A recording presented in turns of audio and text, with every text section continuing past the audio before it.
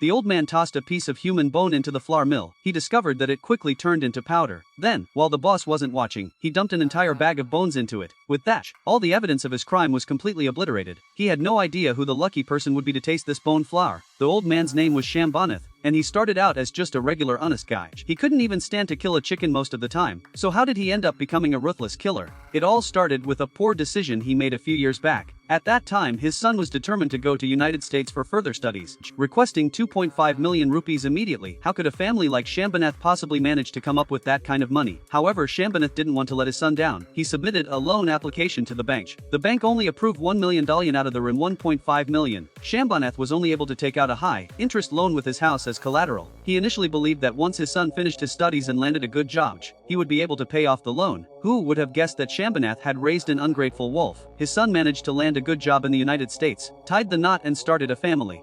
But he refused to pay back the money and even showed disdain for the elderly couple everywhere. Whenever they chatted on the phone, he showed his impatience in different ways, especially regarding the loan situation. The son always came up with reasons to end the video call. As a result, the burden of repaying the enormous debt completely rested on the elderly couple. The crew that lent out the money frequently showed up to collect debts and didn't treat them well. That night, the villain showed up to collect debts once more, and he brought a woman along with him. He first allowed the woman to touch old Joe's toes. In India, this is considered the highest form of respect for elders. But Shambanath was so terrified that he didn't even dare to make a sound.